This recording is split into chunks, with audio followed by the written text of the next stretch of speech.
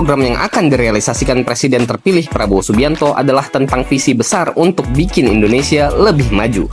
Bayangin, ada program makan bergizi gratis yang nggak cuma kasih makan, tapi membangun masa depan generasi muda kita. Program pemeriksaan kesehatan gratis yang pastinya ngebuka akses buat jutaan orang di seluruh pelosok negeri. Ini tentang keadilan di bidang kesehatan di mana semua orang, nggak peduli tinggal di mana, bisa dapat layanan kesehatan yang layak. Kesehatan yang baik berarti produktivitas meningkat dan pastinya hidup lebih berkualitas. Nggak cuma soal kesehatan, Prabowo juga fokus ke pendidikan. Ada program renovasi sekolah dan pembangunan sekolah unggulan yang akan ngebuka pintu bagi anak-anak Indonesia buat dapetin pendidikan yang lebih baik.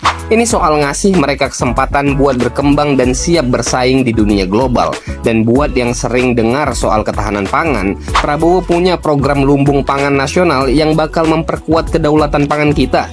Jadi nggak perlu khawatir soal ketergantungan impor. Program ini bakal ngebantu stabilitas harga pangan dan membuka peluang usaha bagi para petani.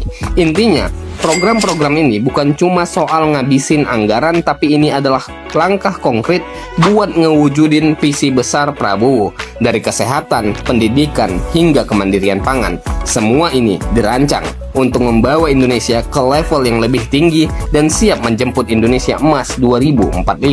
Gimana pendapat kamu? Janji kampanye pada saat 2009, 2014, 2019 maju dan juga mungkin akan masuk di janji kampanye nanti 2024, salah satunya adalah pengentasan kemiskinan dan gizi buruk. Kenapa kemiskinan dan gizi buruk ini harus dientaskan? Karena ini terkait dengan masa depan bangsa.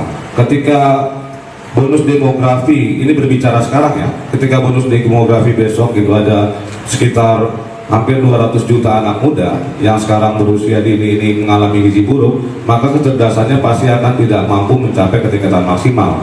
Nah, bangsa yang besar itu ketika dihuni oleh mayoritas penduduk yang tidak memiliki IQ kecerdasan yang memadai, maka akan sulit untuk mentransformasi kemajuan bangsanya. Itu yang pemikiran dasar dari Pak Prabowo, sehingga negara harus menjamin ketersediaan pangan, ketersediaan air, hingga ketersediaan gizi. Dalam bentuk apa? Insya Allah kalau Pak Prabowo nanti menang, setiap sekolahan SD khususnya juga TK akan diberikan pembagian susu gratis. Jadi kalau kita dulu berbicara di era Pak Harto, mungkin Pak Suhardi pernah ingat, dulu itu sering pembagian susu-susu di sekolah, di SD khususnya, dan itu adalah salah satu bentuk pengentasan stunting dan gizi buruk, vitamin dan lain sebagainya.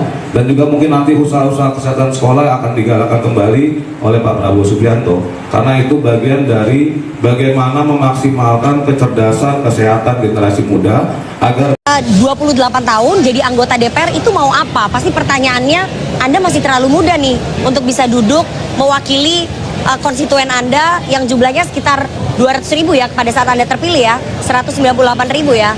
Nah, itu apa yang akan Anda lakukan? Umur 28 tahun itu mau apa sih sebetulnya di DPR? Pasti itu pertanyaan banyak orang, Mas Rio. Pertama tentunya kan sedangkan fakta lapangan sekarang yang bisa kita lihat adalah usia yang paling banyak di Republik Indonesia ini, terutama juga di Provinsi Sulawesi Utara, dapil saya, usianya 40 tahun ke bawah. Jadi saya rasa siapa lagi yang pantas untuk mewakili usia 40 tahun ke bawah kalau bukan orang-orang yang usianya 40 tahun ke bawah. Jadi itu yang saya lihat. Dan yang kedua, yang bisa saya lakukan tentunya sekali lagi saya akan sering turun ke dapil untuk melihat langsung dan berdiskusi langsung dengan masyarakat, kira-kira apa sih yang sebenarnya dimau yang masyarakat. Oke, nanti saya akan tanya lebih